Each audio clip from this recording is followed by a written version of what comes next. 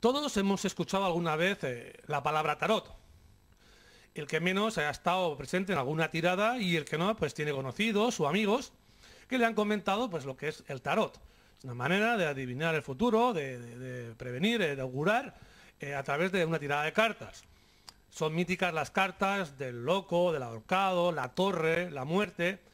Pero ¿alguna vez nos hemos parado a pensar el significado de estas cartas?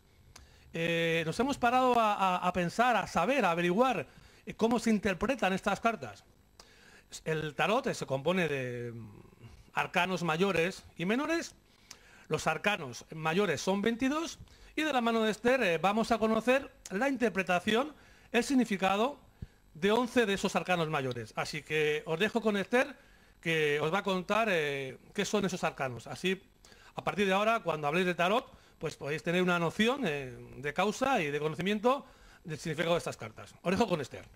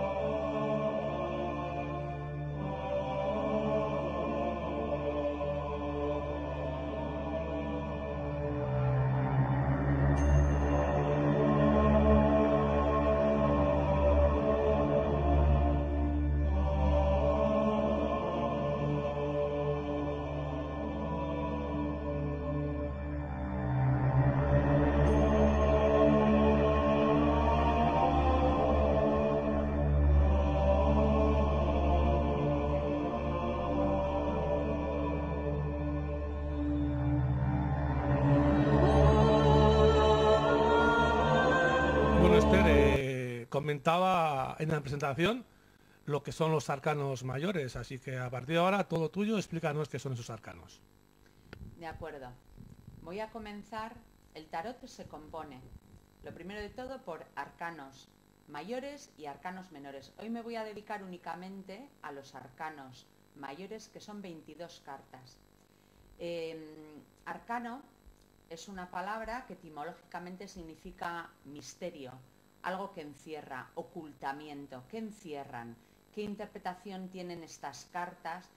Uno de cuyos orígenes se achaca al Imperio egipcio.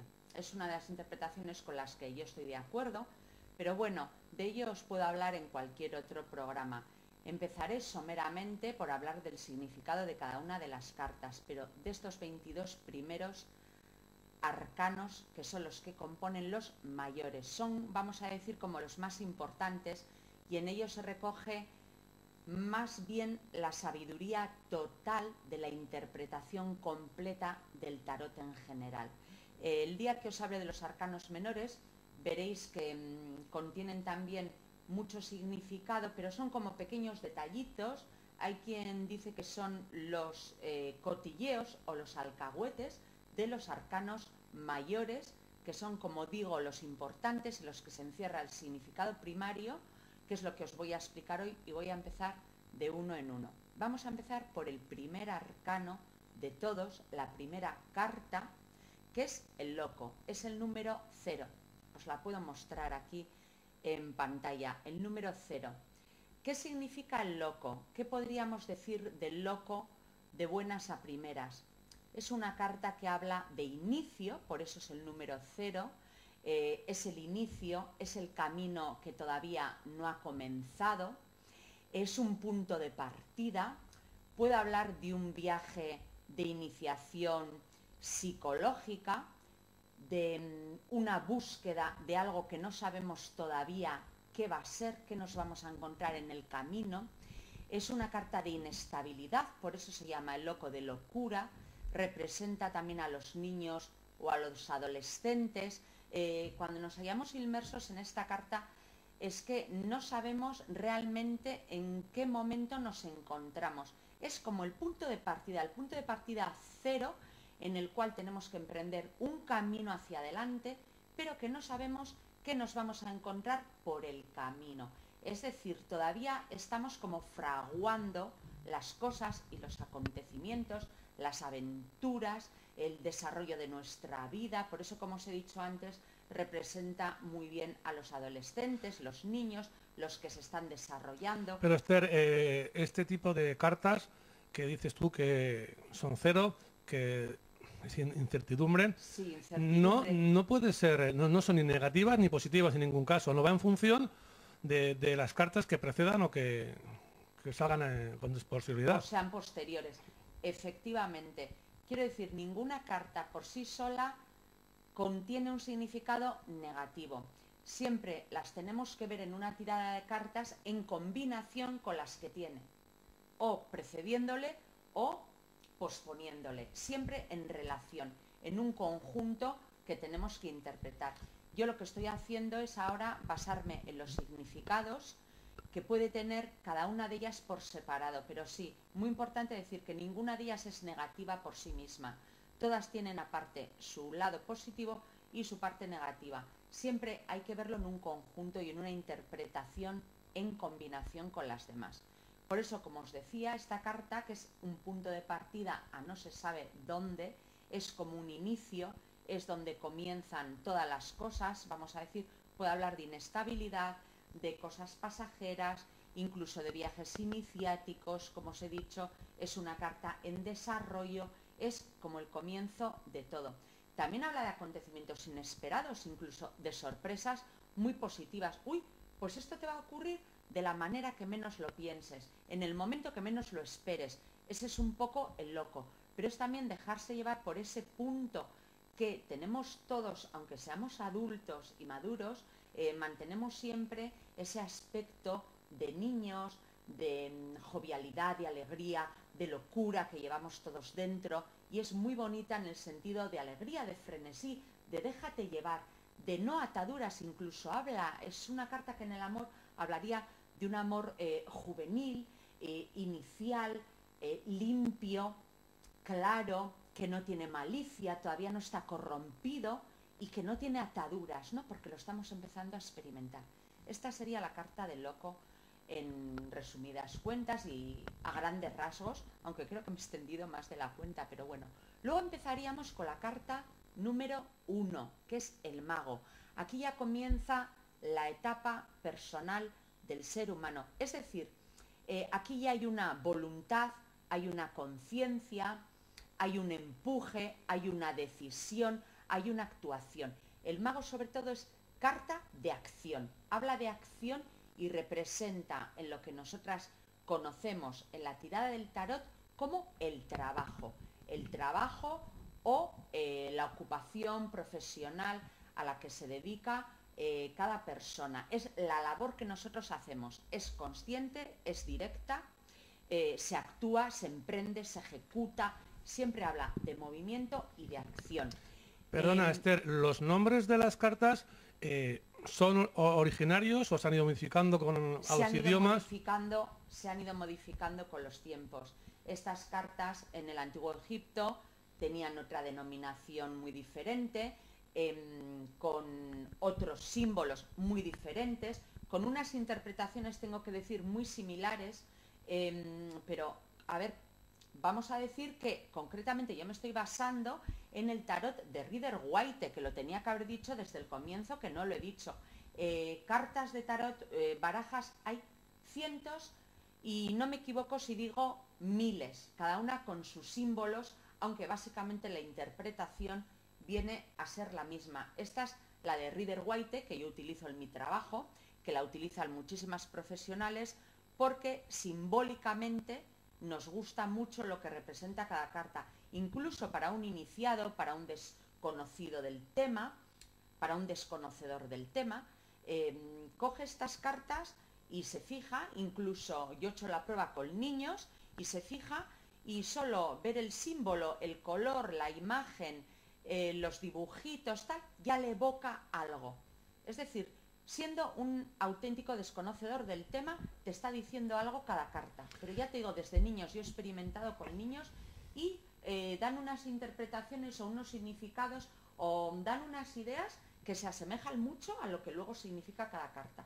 Sí, pero independientemente Sí. del nombre, sí es cierto que si te sale el loco o la muerte, no es lo mismo si te sale el mago.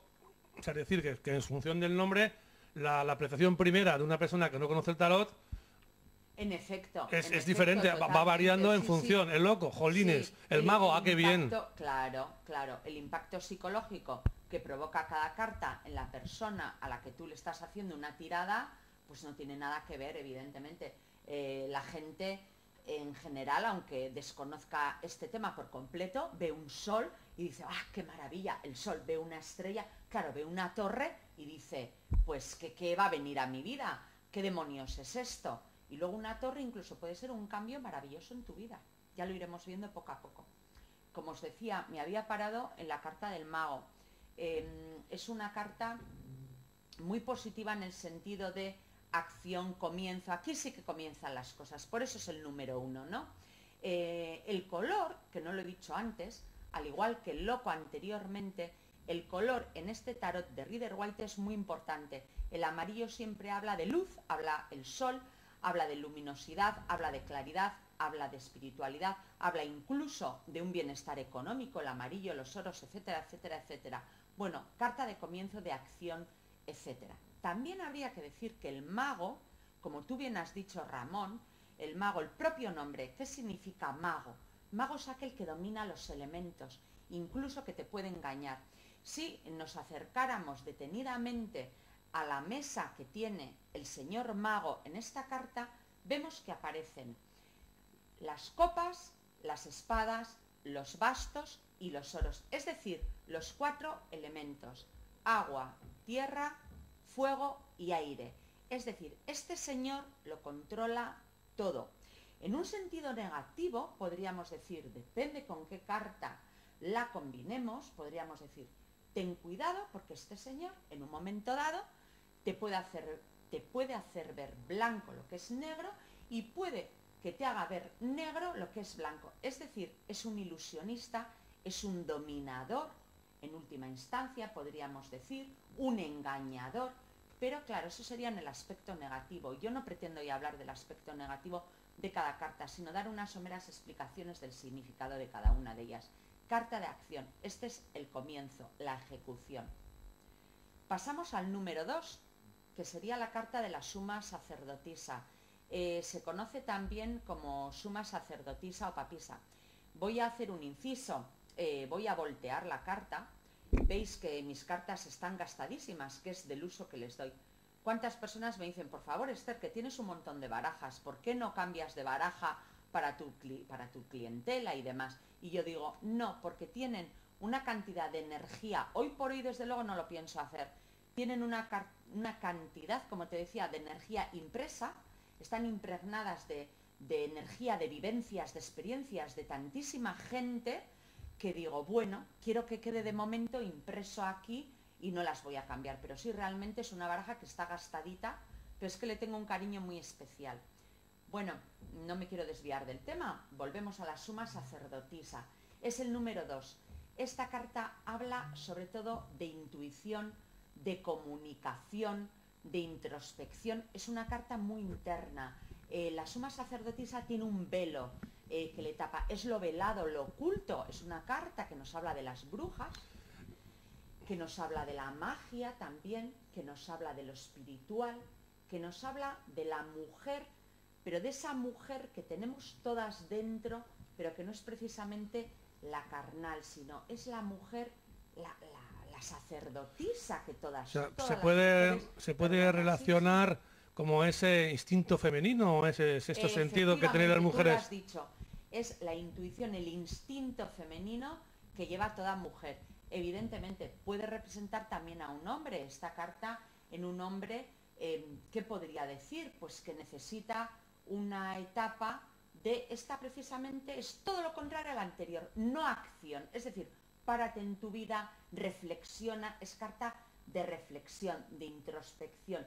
Mira hacia dentro de ti, tú conoces la verdad, la tienes en tu interior, te está diciendo esta carta. Es decir, habla de meditación, de comunicación con los demás, pero siempre además es una señora, esta papisa o suma sacerdotisa, que la cubre un velo.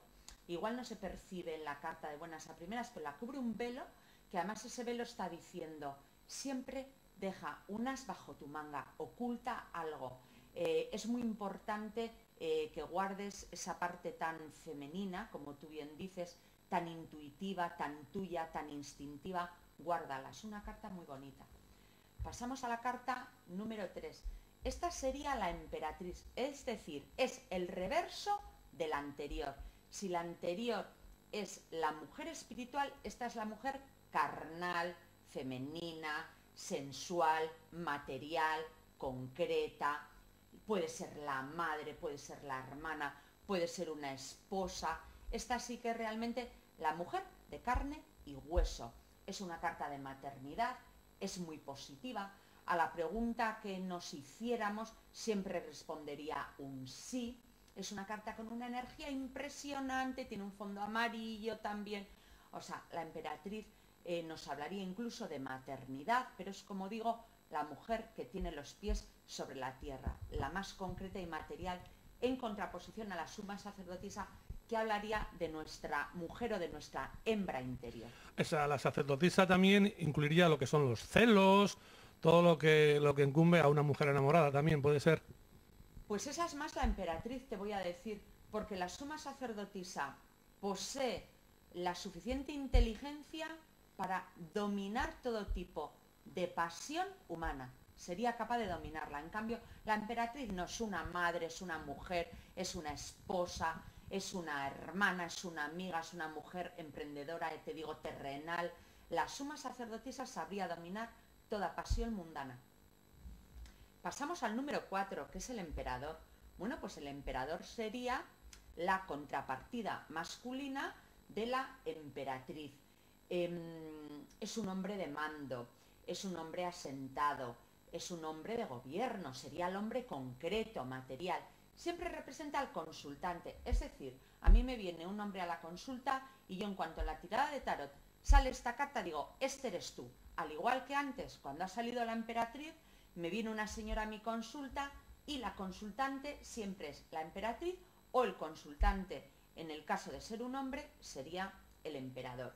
Es carta de dominio, de poder, es el hombre, como digo también, es el hombre concreto, es el padre, es el marido, es el amigo, es el hermano, es el amante, pero es un hombre aposentado bajo tierra, con un mando. Vemos que tiene un cetro en su mano, habla de poder, pero es el poder masculino y la energía masculina que necesita el mundo. Sería el yin y el yang.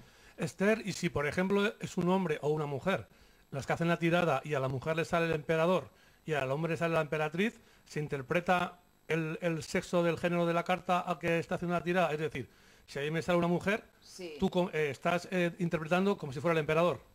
No. A ver, si por ejemplo tú me haces una consulta, tú siempre vas a ser el emperador en esa tirada. Independientemente de que no salga.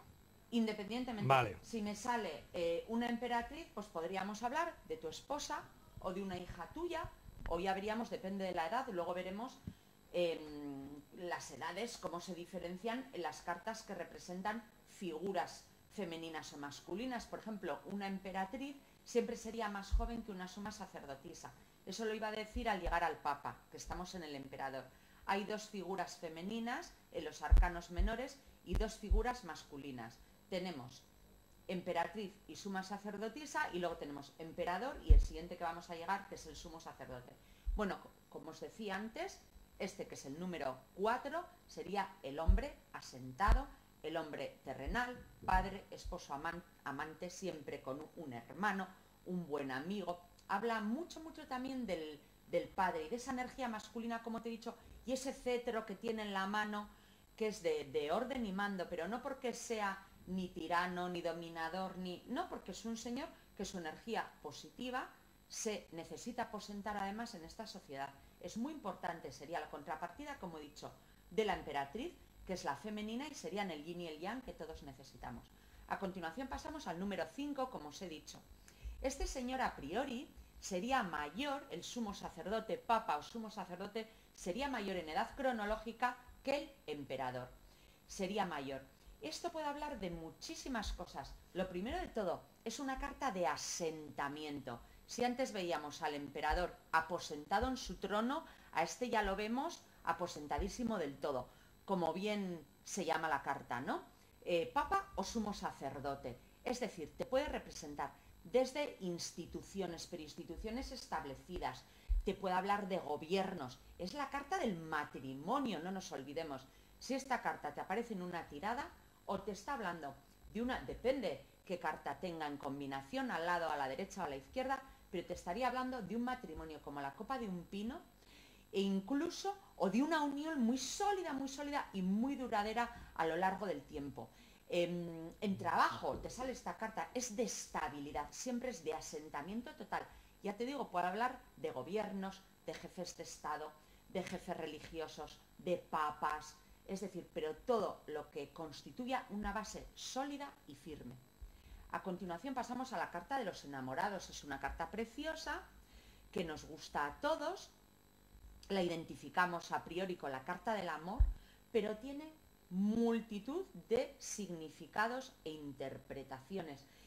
No hay más que ver la simbología que tiene el Rider-Waite con los dos amantes, una derecha e izquierda, pero lo que nos está diciendo es que tenemos caminos. Evidentemente, en amor sería carta de flechazo, de noviazgo, de boda que está a la vista, de una cosa que ha surgido de forma inesperada, que es muy feliz, que probablemente tenga un desenlace maravilloso, pero es que en otros aspectos es carta de camino, siempre es de apertura. Esto te sale en una pregunta sobre el trabajo y bueno, es que te puedes ir a casa contentísimo, son caminos que se te abren, es apertura, es felicidad en definitiva, es una carta preciosa.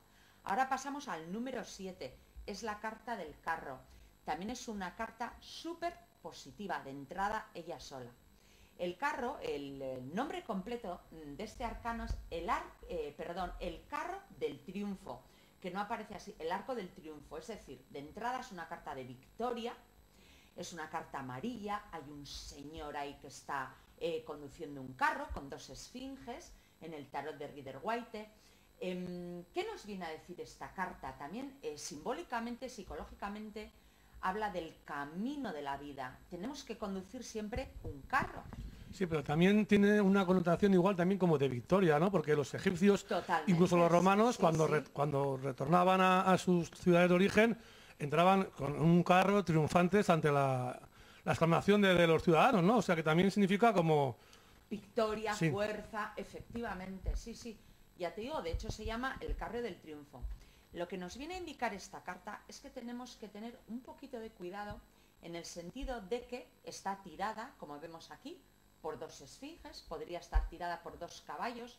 Nos viene a dar un consejo más que una lección, nos viene a decir, según tú conduzcas el carro, se te puede ir hacia la derecha o se te puede ir hacia la izquierda. Es decir, es una carta de triunfo, pero con una precaución. Si lo conduces bien, sabes que tienes la victoria al final del camino. Pero como conduzcas mal, uno de los caballos o los dos se te pueden desbocar y nunca se sabe el desenlace final. Pero en principio sería muy positiva, como tú has indicado, Ramón. Te está diciendo que tú eres el guía de tu vida, prácticamente. Totalmente. Es que el guía de tu vida eres tú. Y esta te está diciendo, coge las riendas de tu vida, en un aspecto más psicológico, cógelas y manéjalo bien. Que no se te desboquen esos caballos. Es decir, sigue un camino recto, te vendría a decir. Y luego, en un sentido mucho más material, pues nos puede hablar de viajes por carretera. Desde un tren hasta un autobús, hasta una moto, un coche, una furgoneta, etcétera, etcétera. Son viajes o transportes por tierra, habla de ello. Pasamos al número 8, que es la fuerza. Es una carta magnífica. Habla de, bueno, está en amor, es maravillosa. Habla de pasión, al igual que el diablo, que todavía no hemos llegado, llegaremos en el segundo apartado del programa.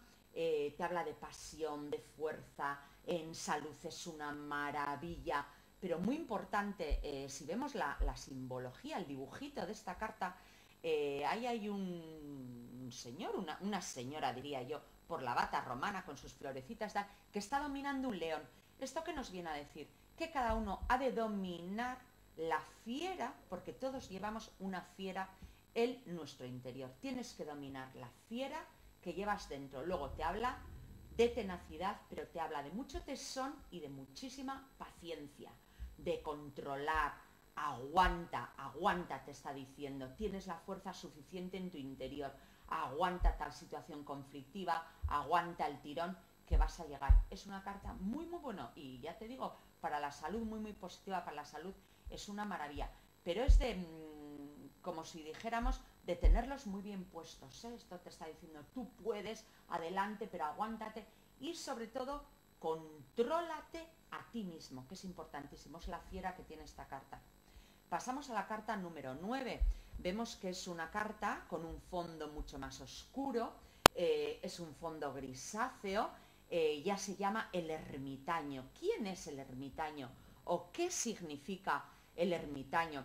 El ermitaño, para empezar, es aquel señor que se mete en una cueva a meditar, que se aparta del mundanal ruido, que no quiere tener relaciones, en principio, comunicativas con el exterior, que se mete a meditar. Este es un sabio, es un monje, nos puede hablar de una persona ya mayor, es mucho mayor que un emperador, mucho mayor que un sumo sacerdote, nos puede hablar de un abuelito, en el sentido físico y material de la palabra, pero sobre todo nos está diciendo, recógete, guárdate, medita también, haz introspección, cultiva tu mundo interior, apártate un poco del mundo en determinado momento de la vida. Es una carta de invierno, ¿eh?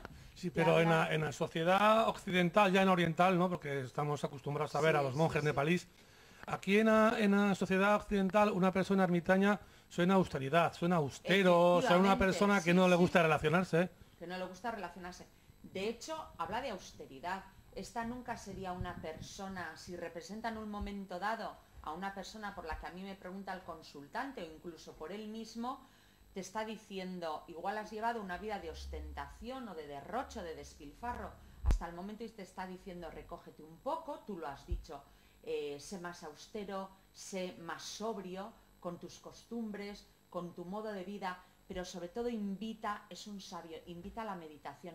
Y es súper importante ese farolillo que tiene, porque ese farolillo es una luz que está alumbrando la conciencia. Esto es una interpretación maravillosa que tiene el Rider-Waite. Está justo incidiendo el farol.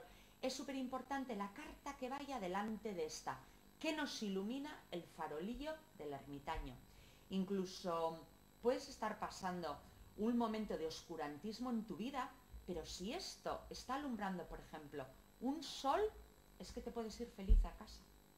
Por ejemplo, es una carta muy positiva, es carta de invierno, pero ya ves cómo cambian los tonos. De hecho, representa a diciembre, enero, es carta de Capricornio, pero es muy importante. Todos en algún momento de nuestra vida deberíamos convertirnos en el ermitaño. Pasamos al número 10, la rueda de la fortuna. Bueno, ¿qué es la rueda de la fortuna? Es esa noria que gira y gira y gira. Viene a ser un poco como el carro, en el sentido de que el carro, depende cómo lo conduzcas, va a la derecha, va a la izquierda, llegas a la victoria o te estrellas. Pues la rueda es un poco, depende cómo gire la rueda, es importantísima qué carta tengamos, por ejemplo, a su derecha. Veríamos si la rueda te va a girar en positivo o en negativo. Este es el movimiento de la vida, habla de destino, incluso habla de juegos de azar, la rueda de la fortuna, habla de loterías, de juegos de azar y habla del tiempo, es como un reloj también, es una noria, es un reloj, hay que ver cómo nos gira, es carta de destino, es precioso. Hoy también, en los días que corren, la rueda de la fortuna también puede ir relacionada con el amor. También te puede decir cómo te va en una relación, porque efectivamente, hoy en día nunca sabes cómo te va a salir una relación cuando empiezas. No para nada. Tú bien has dicho, la rueda de la fortuna te gira en un momento dado de tu vida en cuanto al amor y a ver qué tienes al lado de la rueda, porque si tienes una torre igual, apaga y vámonos, pero si tienes una estrellita, un mago o una fuerza, dice, bueno, la cosa va bien, ¿no? Te está girando en sentido positivo. Y ahora llegamos a la número 11. Es la carta de la justicia. Es una carta muy bonita, pero en principio sería una carta fría, porque la justicia es fría.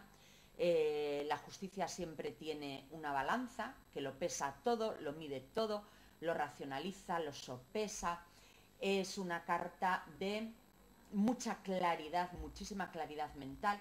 Suele representar, es la justicia humana que decimos, suele representar a los abogados, a la gente de leyes, por esa espada de Damocles que tenemos ahí, y a veces incluso puede representar a un médico, porque hay mucha gente, muchos videntes, que en esta espada, o los que hemos estudiado con gente ya muy preparada en el tema, que en esta espada ven el bisturí de un médico, por ejemplo, pero es una carta de, ya te digo, también de racionalidad, de asentamiento, y siempre de pararse a sopesar y a medir. Puede ser incluso una carta fría, pero muy necesaria para tomar decisiones importantes, muy, muy, muy necesaria, carta de equilibrio. Bueno, y termino con las 11 primeras cartas que corresponden a los arcanos mayores, que son 22, y las he dividido una parte en 11 y otra parte en otras 11 para el programa siguiente. Gracias. Bueno, pues como habéis visto, nos ha contado Esther. Hemos aprendido el significado de los 11 primeros arcanos mayores. Ya habéis visto que el significado es interpretativo, va en función de las cartas que acompañan a cada una de ellas. Y bueno, nosotros vamos a dejar aquí este programa para que la semana que viene, pues Esther nos explique cuáles son los 11 arcanos mayores que restan. Hasta aquí el portal del misterio de hoy.